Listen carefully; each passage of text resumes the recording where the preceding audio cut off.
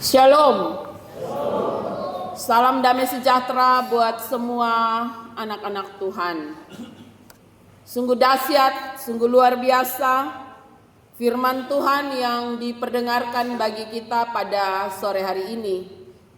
Kita memasuki minggu sengsara kedua dengan sebuah janji Tuhan melalui tema pemberitaan bahwa Tuhan menyediakan jalan. Saudara-saudaraku yang kekasih, bacaan kita dimulai dengan pertanyaan Tuhan yang besar. Mengapa? Mengapa engkau berseru-seru demikian kepadaku? Saudara-saudaraku yang kekasih, mari kita coba mengenali peristiwa yang diperhadapkan kepada orang Israel, terlebih kepada Musa sang pemimpin. Alkitab mencatat dalam Keluaran pasal 12 ayat 37 bahwa yang keluar pada saat orang Israel berangkat dari Mesir itu ada kira-kira 600.000 orang laki-laki. Itu yang 20 tahun ke atas. Laki-laki yang tercatat 20 tahun ke atas itu 600.000 orang. Belum termasuk perempuan, anak-anak, dan orang tua-tua. Itu berarti diperkirakan kalau kali dua saja berarti ada sekitar 1.200.000 orang di bawah pimpinan Musa. Orang yang sedemikian banyak, ketika mereka berteriak kira-kira seperti apa? Memimpin orang yang begitu besar pun tentu ada satu persoalan tersendiri bagi Musa. Ditambah lagi ketika mereka diperhadapkan dengan tantangan dan pergumulan. Yaitu kalau kita melihat dari sisi persoalan. Tapi mari kita coba lihat bagaimana Musa memandang Tuhan. Perikop sebelumnya berbicara tentang tuntunan Tuhan. Bahwa Tuhan tidak pernah meninggalkan satu detik pun kebersamaannya bersama dengan orang Israel yang begitu banyak. Kita bisa membaca pada pasal 13 ayat yang ke-22, satu ayat di atas ayat pasal 14. Dengan tidak beralih, tiang awan itu tetap ada pada siang hari dan tiang api pada waktu malam di depan bangsa itu. Saudara-saudaraku yang kekasih, ini sebuah penyertaan yang luar biasa terjadi atas bangsa yang besar ini. Dengan ada tiang awan dan tiang api, mestinya ada iman yang cukup kuat yang dimiliki oleh umat Israel. Bahwa Tuhan tidak pernah meninggalkan mereka. Yang kita baca pada bacaan ini kita menemukan bahwa pada ayat yang ke-11 pasal 14 kita menemukan di situ bagaimana orang Israel berteriak kepada Tuhan ketika mereka diperhadapkan dengan laut Teberau. Dan ketika mereka memandang ke belakang ada sejumlah pasukan tentara Mesir yang sedang terburu-buru ingin membunuh dan membawa mereka kembali ke Mesir. Ayat ke-11 mereka berteriak kepada Musa dan kepada Tuhan. Apakah karena tidak ada kuburan di Mesir, maka engkau membawa kami untuk mati di padang gurun ini? Apakah yang kau perbuat ini terhadap kami dengan membawa kami keluar dari Mesir? Sungut-sungut, amarah, kecewa, saling menyalahkan.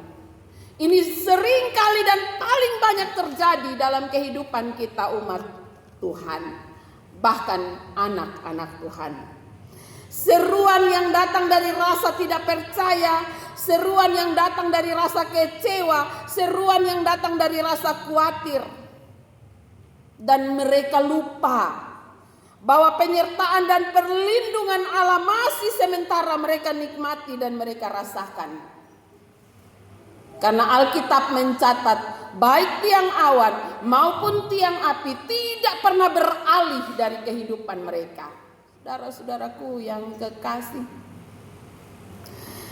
sesungguhnya ada hal besar yang Tuhan mau buat baik bagi umatnya maupun bagi bangsa Mesir. Itu kita bisa membaca pada ayat yang ke-17 dan 18. Ketika Allah mengatakan bahwa sesungguhnya aku akan mengeraskan hati orang Mesir sehingga mereka menyusul orang Israel, maka orang Mesir akan mengetahui bahwa akulah Tuhan. Apabila aku memperlihatkan kemuliaanku terhadap Firaun, keretanya dan orangnya yang berkuda. Saudara-saudaraku yang kekasih, di sini catatan Musa ini mau menyatakan kepada kita bahwa Allah tidak pernah tinggal diam. Yang pertama. Yang kedua, bahwa Allah tidak pernah terlambat dalam bertindak. Amin. Kadang-kadang kita mempersoalkan soal waktu bertindaknya Allah. Kita menuntut agar Allah bertindak menurut waktu dan keinginan kita. Tetapi firman Tuhan mau menyatakan kepada kita pada hari ini bahwa Allah tidak pernah terlambat bertindak. Mengapa? Supaya bangsa Israel maupun Mesir, bahkan semua kita mengakui akan kedahsyatannya kuasa Allah.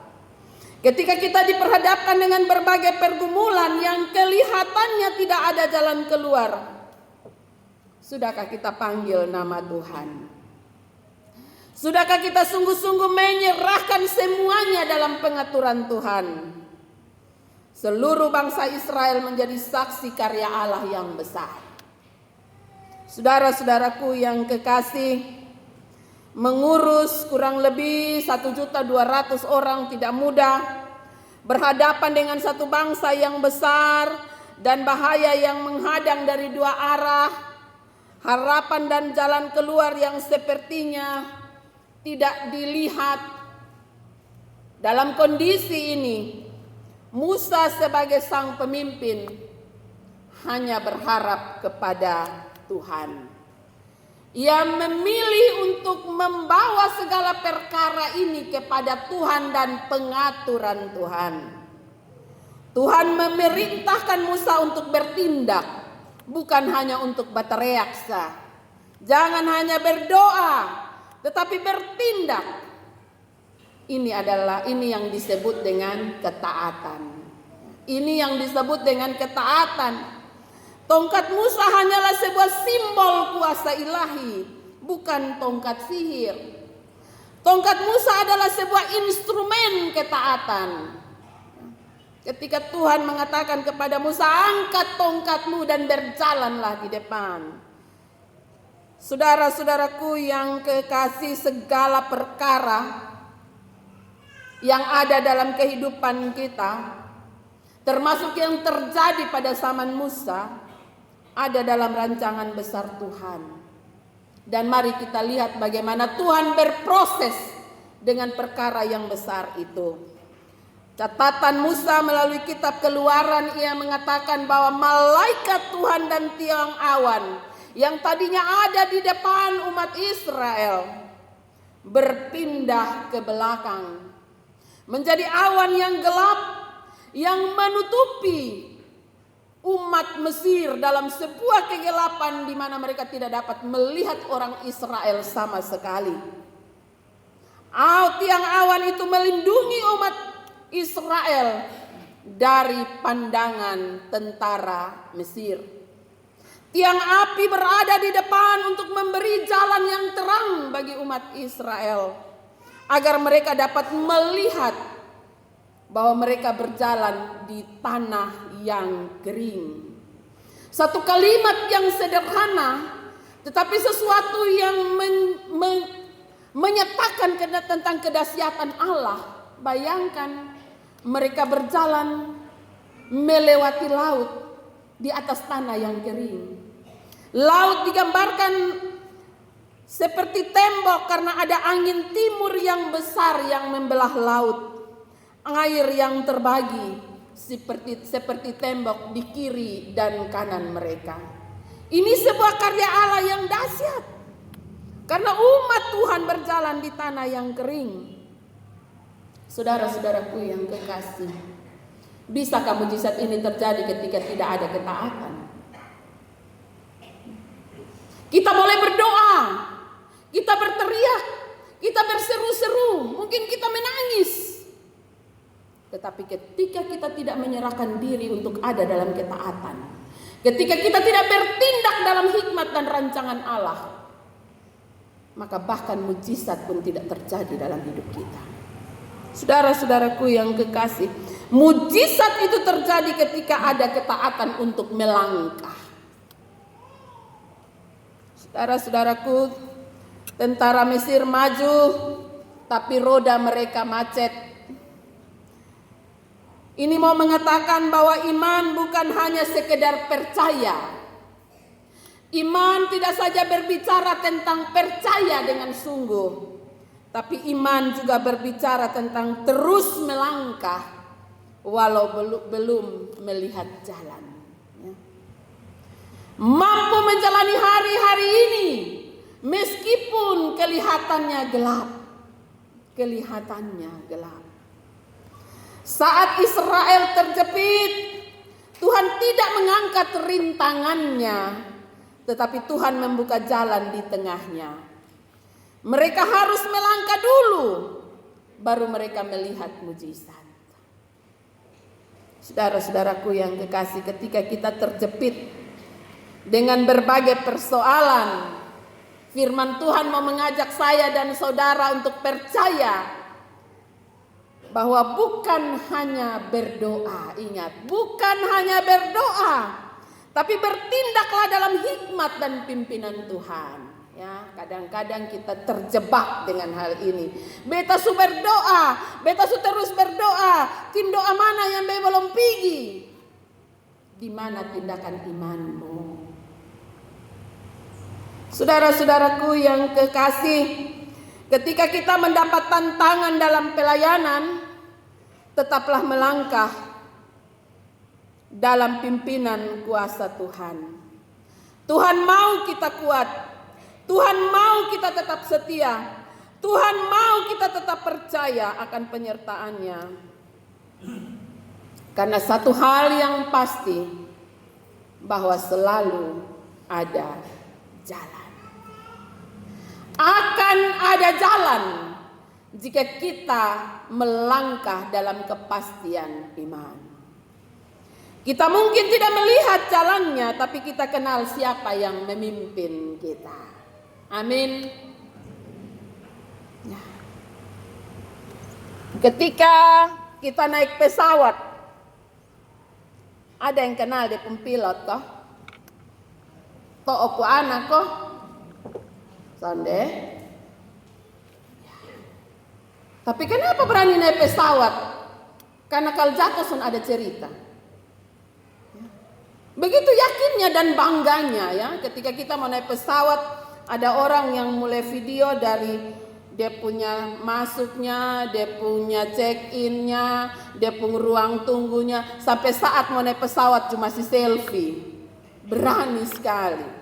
Papa mama tahu kenapa itu orang-orang yang berdiri di bawah pesawat, petugas yang mengarahkan pesawat itu, kenapa mereka selalu mengangkat tangan dan dada dengan pilot? Tahu kenapa? Mereka sedang mengucapkan goodbye. Artinya apa? Selamat jalan. Mungkin tidak akan ketemu lagi. Itu lambaian tangan untuk selamat jalan bagi semua orang yang ada di pesawat. Saudara yakin sekali naik pesawat, tapi tidak kenal pilotnya. Kita begitu yakin karena kita memiliki Tuhan yang luar biasa. Amin. Ketika kita menjalani hari-hari ini, ketika kita ada di tepi laut, ketika masalah ada di hadapan kita, ketika tekanan begitu kuat menerpa kita, tidak perlu takut. Jangan takut. Duduklah diam dan berdoa. Yakinlah Tuhan memberimu jalan. Karena engkau adalah anak kesayangannya. Umat Israel dipilih oleh Tuhan sebagai umat perjanjian. Dan dia telah menyatakan janjinya bahwa di antara semua bangsa, inilah bangsa yang kupilih. Meskipun seringkali umat Israel ada di dalam pembangkangan kepada Tuhan, tapi karena ia telah memilihnya, maka ia sungguh-sungguh mengasihinya. Demikian pula saya dan saudara. Kita telah dipilih oleh Tuhan menjadi umat kesayangannya.